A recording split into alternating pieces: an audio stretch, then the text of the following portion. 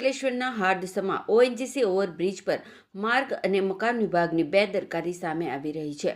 રોડની બંને બાજુની રેલિંગની કેટલીક જગ્યાએ ઝાડી ઝાખરા રોડની અંદર સુધી વધી જતા અકસ્માતની ભીતિ સર્જાઈ છે. ઝાડી ઝાખરા વધી જતા રાહદારીઓ સાયકલ સવારો માટે પસાર થવું મુશ્કેલ બન્યું છે. સ્થાનિક લોકોના જણાવ્યા મુજબ પીડબ્લ્યુડી દ્વારા છેલ્લા ઘણા સમયથી બ્રિજ પર ઉગી નીકળેલા ઝાડી ઝાખરાનું કાપકામ કરવામાં આવ્યું નથી. પરિણામે રોડનો કિનારો સંકુચિત બની ગયો છે અને ખાસ કરીને રાત્રિના સમયે વાહન ચાલકોને આગળનું દ્રશ્ય સ્પષ્ટ દેખાતું નથી, જેના કારણે અકસ્માત સર્જાવાની ભીતિ વ્યક્ત કરવામાં આવી રહી છે.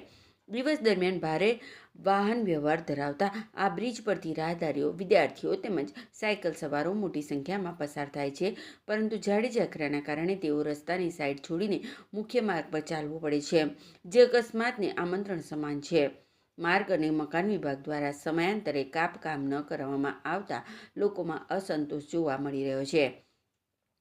નાગરિકોએ માંગ ઉઠાવી છે કે માર્ગ અને મકાન વિભાગ તાત્કાલિક બ્રિજ પર સફાઈ અભિયાન હાથ ધરી ઝાડી ઝાખરા દૂર કરે તેમજ માર્ગ સલામતીના જરૂરી પગલાં ભરે, જેથી કોઈ અનિચ્છનીય ઘટના બનતા પહેલા સમસ્યાનો કાયમી ઉકેલ આવી શકે છે.